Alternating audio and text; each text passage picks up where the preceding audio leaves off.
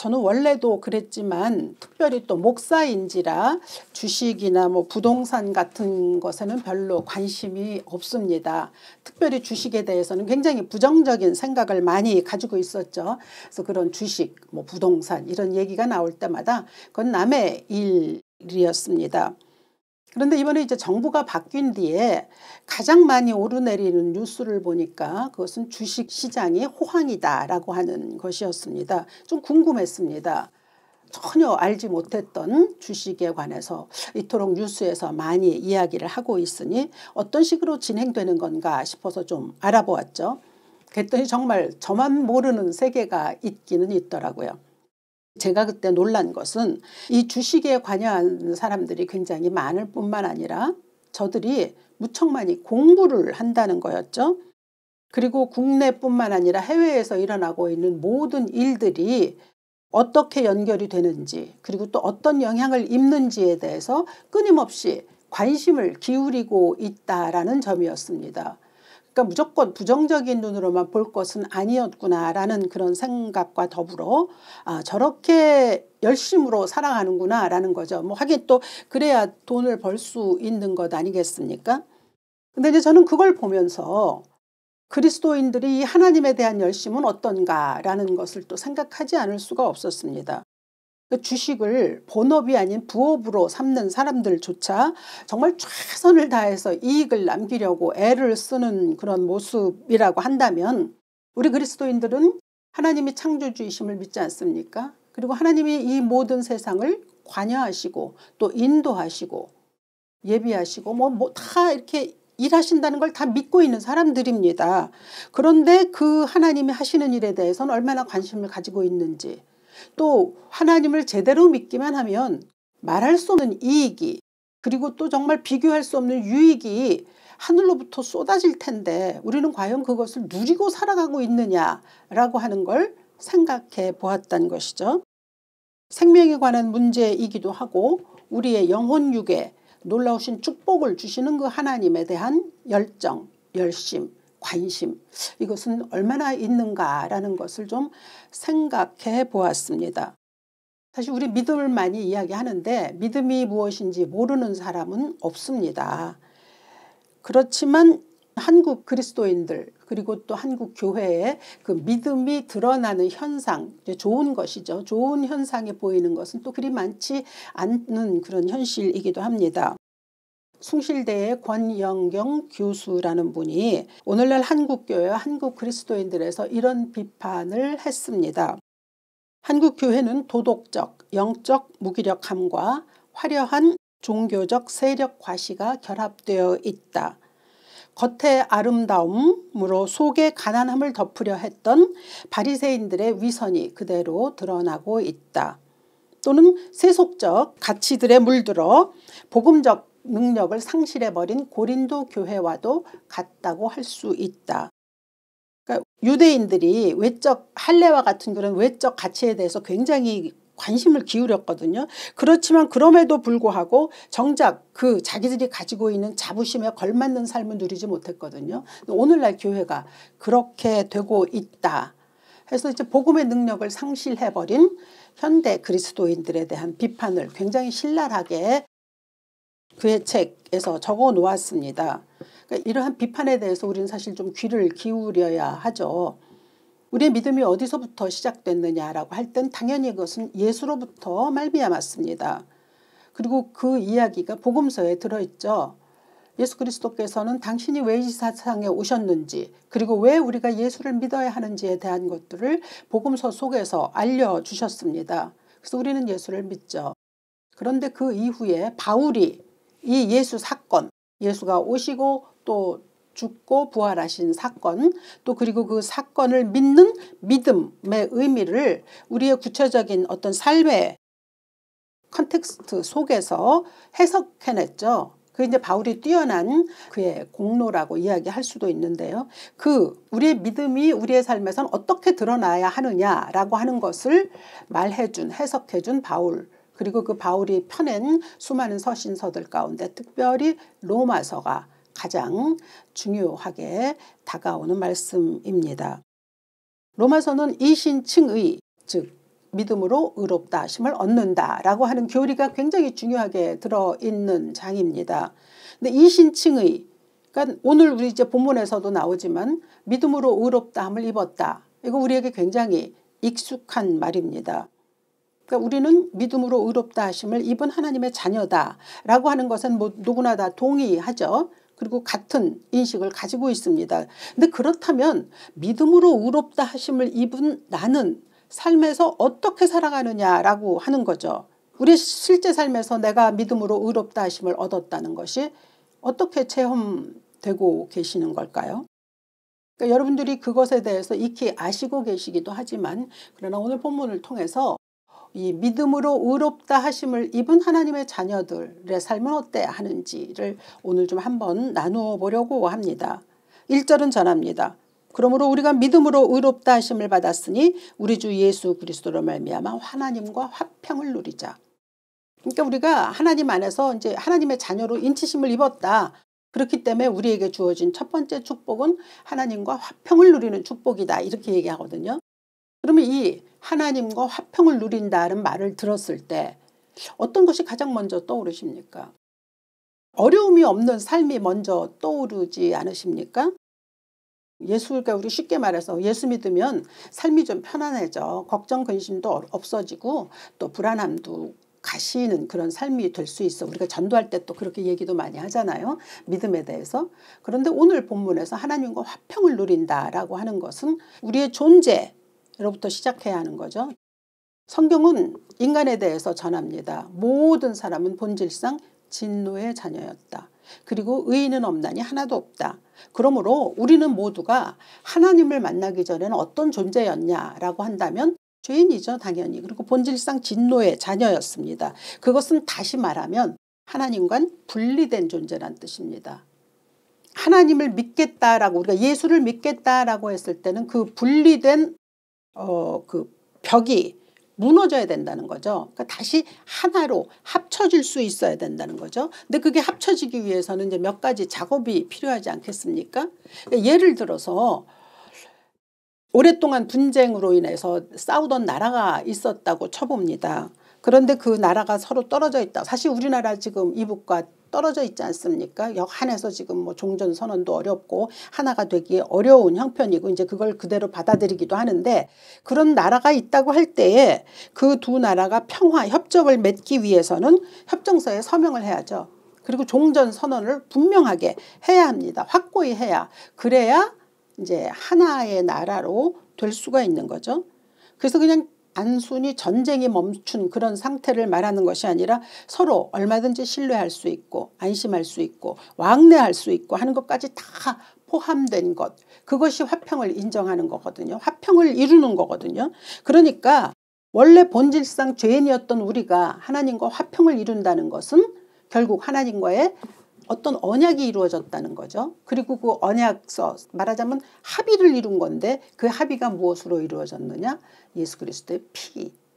예수 그리스도의 피로 도장 찍은 그 합의서로 우리는 하나님과 이제 화평을 이루었다. 하나가 되었다. 더 이상 분리되지 않았다라고 하는 것을 이야기하는 것이 이제 하나님과 화평을 이루었다는 뜻입니다. 본질상 진노의 자녀였기 때문에 죽을 날을 기다리던 그런 어떤 사형수, 그런 사형수가 무죄 선언을 받은 것과 같은 거죠. 그게 우리가 믿음으로 의롭다 하심을 받았다라고 하는 것의 이제 첫 번째 축복입니다. 그러니까 한번 상상해 보십시오. 이제 죽을 날을 기다리고 있던 사람이 무죄 선언을 받았다. 이제부터 무엇이든지 가능합니다. 그의 삶에는 할 수 있는 것들만이 남아 있는 것이죠. 그러니까 우리가 하나님의 자녀가 되었다면 우리가 행할 수 있는, 우리가 누릴 수 있는 권리는 말할 수 없이 많습니다. 근데 우리 모든 그리스도인들이 과연 그것을 정말 누리고 살고 있는가라고 하는 거죠. 근데 성경은 그것을 우리가 마음대로 하나님의 자녀로 살아갈 수 있는 걸, 이걸 은혜라고 부릅니다. 2절이 전하죠. 또한 그로 말미암아 우리가 믿음으로 서 있는 이 은혜에 들어감을 얻었으며 하나님의 영광을 바라고 즐거워하느니라. 이제 이게 교리로 따지면 굉장히 어려운 말씀들이 됩니다. 그러니까 이제 우리가 이제 신분이 달라졌으니까 내 위치도 달라졌고, 그리고 또 내가 지금부터 하나님으로부터 받을 수 있는 축복은 말도 못하게 많고, 그렇기 때문에 내 앞날도 굉장히 다르다라고 하는 걸 얘기하죠. 은혜에 들어갔다. 하나님의 영광을 바라고 즐거워한다. 이런 말들 우리 그리스도인들이 굉장히 많이 사용하는 말이기도 합니다. 그런데 어김없이 이 말도 자칫하면 추상적이기도 하고 또는 피상적이기도 할 수밖에 없는 교리에 그냥 들어있는 것일 수도 있습니다. 은혜에 들어간다라는 말을 들으셨을 때 여러분들이 혹시 상상할 수 있는 아니면 머릿속으로 그릴 수 있는 이 은혜에 들어간다는 게 과연 뭘 말하는 걸까?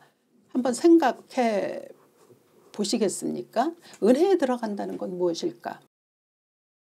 제가 이제 설교를 준비하면서 은혜에 들어간다라는 것을 어떻게 표현하는 게 좋을까 하고 이제 저 나름대로 여러 가지를 떠올려 본 결과 이제 기억이 떠올랐습니다. 그것은 몇 년 전에 딸 내외와 함께 이제 지방 여행을 했을 때에 이름난 브루어리 집이 있다고 해서 그곳을 찾아갔을 때였습니다. 근데 이제 날은 이미 저물었고요. 또 초행길이었고 그랬지만 그래도 자동차엔 내비게이션이 있으니까 내비가 잘 알려주겠거니 하고 그 길을 따라서 가는데 한 1.5km쯤 되는 걸로 지금 생각이 납니다만은 아무튼 1.5km를 천천히 이렇게 찾아가는 길은 굉장히 긴 시간이기도 합니다. 그런데 깜깜해요. 정말 가로등이 하나도 없었습니다. 그러니까 오직 자동차에 헤드라이트만 있을 뿐이고 앞에 아무것도 안 보이는 그 거리를 1.5km를 그냥 간다라고 하는 것이 주는 공포감이 굉장했습니다. 차에 3사람이나 있었거든요. 그럼에도 불구하고 이때 또 공포심은 또 전염되지 않습니까? 그러니까 너무 이 두려움이 막 이게 지금 제대로 가고 있는 걸까?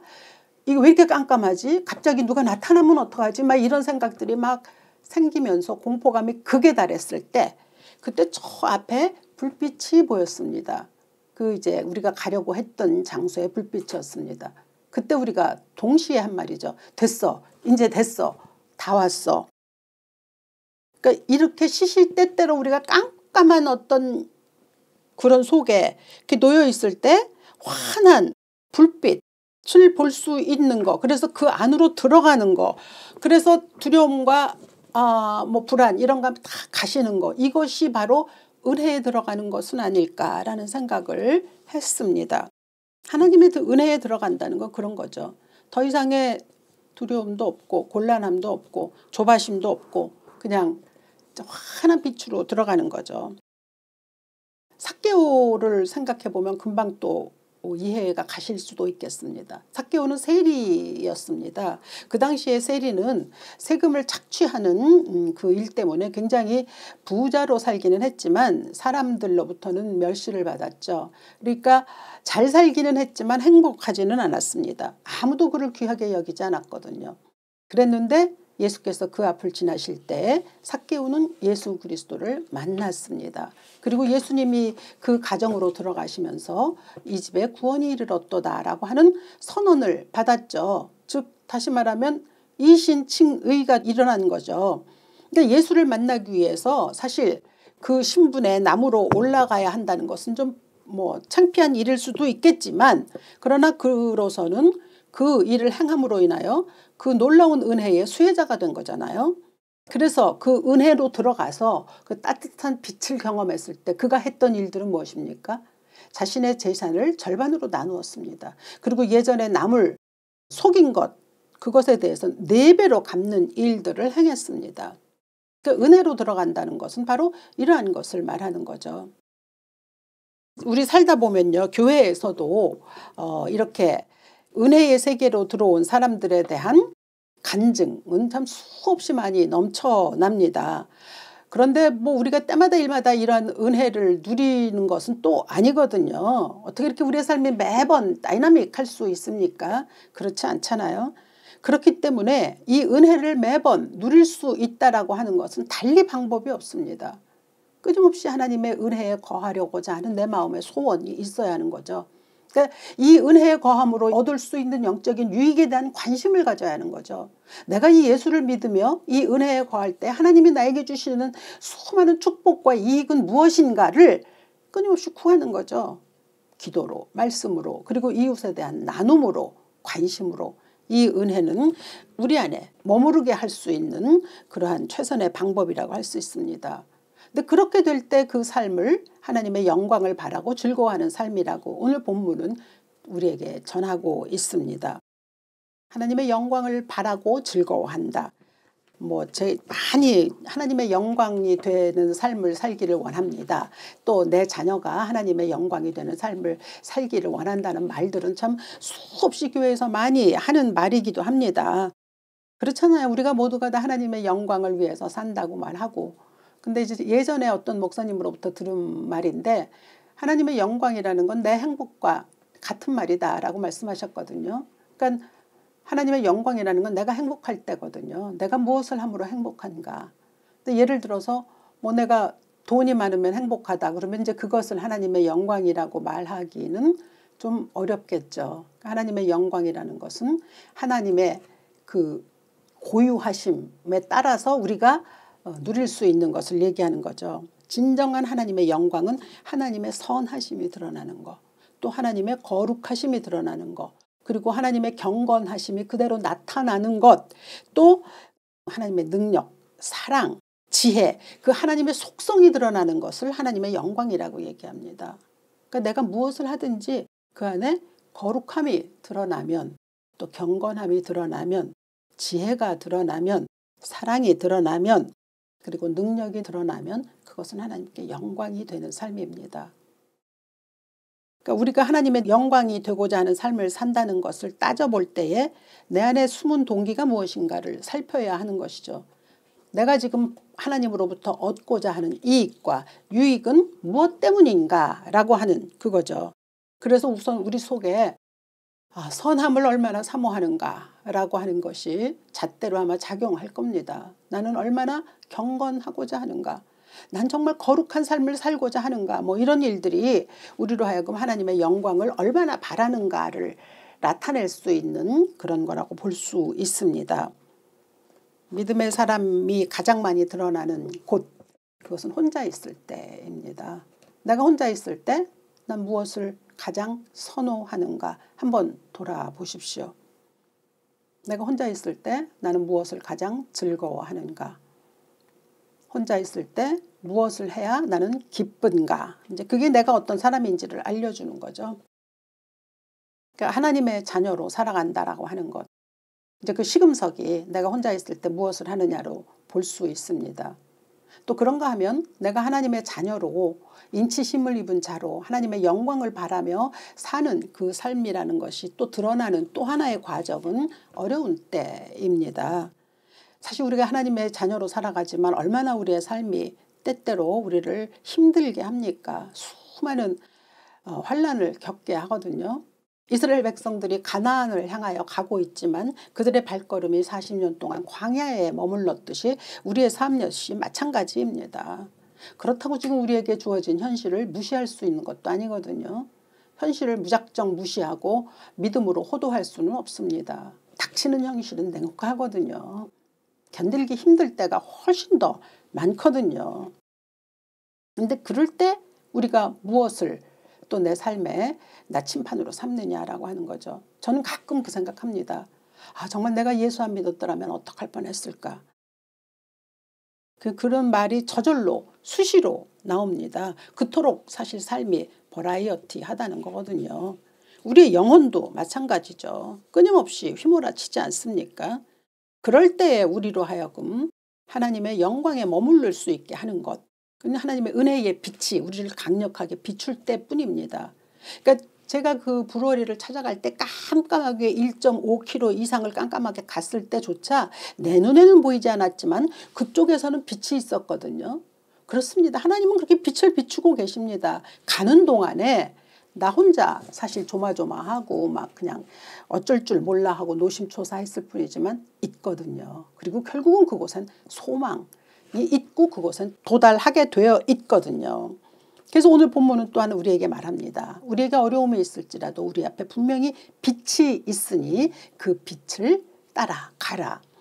3절은 말합니다. 다만 이뿐 아니라 우리가 환난 중에도 즐거워하나니 이는 환난은 인내를, 인내는 연단을, 연단은 소망을 이루는 줄 알미로다. 그럼요. 우리에게 소망이 없었다면 어떻게 살아갈 수 있겠습니까? 그렇긴 해도 이제 환난 중에 즐거워한다는 건 정말 고수가 아니면 이룰 수 없는 경지 아닙니까? 조금만 어려워도 그냥 금방 낙심하는 사람들이 아닙니까 우리가. 인간관계에 아픔도 있고 갈등도 있고 그냥 가까웠던 친구가 뭐 말 한마디 잘못하는 거 아니면 내가 그의 마음을 상처 준 거 가지고도 우리는 노심초사하잖아요. 속상해하잖아요. 그 정도로 우리는 이렇게 연약한 사람들입니다. 그런가 하면 또 경제적인 곤란이 생기면 또 그것 때문에도 힘들어하기도 하죠. 그뿐만 아니라 우리의 육체적인 질병이 우리를 얼마나 연약하게 합니까? 그럼에도 불구하고 때때로 좌절하고 낙심하는 게 우리의 인간의 본연의 모습이죠. 사람은 금방 표가 나잖아요. 즐거운 일이 있으면 얼마나 신납니까? 그렇지만 또 조금만 잘못되면 힘들어하죠. 근데 오늘 말씀은 이야기합니다. 하나님께 소망을 둔 자는 분명히 다르다고 말씀하십니다. 그러니까 환난 중에도 즐거워할 수 있는 것, 그건 하나님께 소망을 둔 자는 가능하다라고 하시는 그 말씀을 하고 있습니다. 아무리 삶이 여러 가지 고리로 우리를 힘들게 한다 할지라도 이겨낼 수 있다는 거죠. 5절은 말합니다. 소망이 우리를 부끄럽게 하지 아니함은 우리에게 주신 성령으로 말미암아 하나님의 사랑이 우리 마음에 부은 바 됩니다. 이 말씀이 무슨 뜻일까요? 소망이 우리를 부끄럽게 하지 않는다. 그러니까 내가 하나님 안에서 믿음으로 의롭다 하심을 얻은 나는 소망이 절대 부끄럽지 않다는 거예요. 다시 말해서 우리가 세상을 살면서 뭐 여러 가지 소망을 가지고 있잖아요. 잘 살고 싶은 소망도 있고요. 내 자녀가 잘 되기를 바라는 소망도 있죠. 그래서 가끔가다 사람들이 소망을 말합니다. 나는 이렇게 할 거야. 하지만 그게 잘 이루어지지 않았을 때 굉장히 부끄러워하는 일들이 우리 주위에서 있지 않습니까? 많은 소망을 품지만 그것이 다 성공적으로 끝나지 않았을 때에 우리가 또 감수해야 하는 부끄러움들이 있다는 거죠. 실망으로 끝날 때가 더 많다는 이야기이기도 하죠. 오늘 성경은 말씀합니다. 소망이 우리를 부끄럽게 하지 않는다. 즉 다시 말해서 믿음으로 의롭다 함을 입은 사람들, 즉 예수 그리스도를 믿는 그리스도인들에게는 부끄럽지 아니하는 소망이 있다라고 말하는 거죠. 근데 그게 이 소망을 내가 어떻게 주고 있느냐라고 하는 것, 무엇이라도 저는 상관없다고 생각합니다. 그 소망, 무너지지 않는 소망이 우리에게 있다는 거죠. 그것을 내 삶에서 끊임없이 흐르게 할 수 있는 것, 그것이 이제 우리의 책임이기도 한 거죠. 소망이 자라나는 토양을 만드는 것. 근데 그것을 오늘 성경은 우리가 소망이 부끄럽지 않도록 만들어줄 수 있는 그 이유는 하나님의 사랑이 동기가 되기 때문이라고 전합니다. 하나님의 사랑이 우리 마음에 부은 바 됨이니, 즉 다시 말하면 내가 하나님의 사랑을 받은 하나님의 자녀이기 때문에 내가 하나님 안에서 할 수 있는 무엇이든지 가능하다고 얘기하시는 거예요.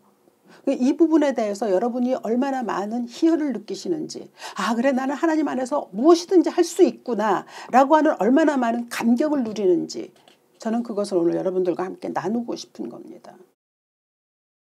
근데 우리가 소망을 가지고 그 소망을 이루며 살아갈 수 있는, 결코 부끄럽지 않은 소망을 이룰 수 있는 것, 그것은 하나님의 사랑이 바탕이 되기 때문이라고 말하거든요. 그러니까 우리는 그 하나님의 사랑을 입은 자로서 얼마든지 그걸 누려야 하죠.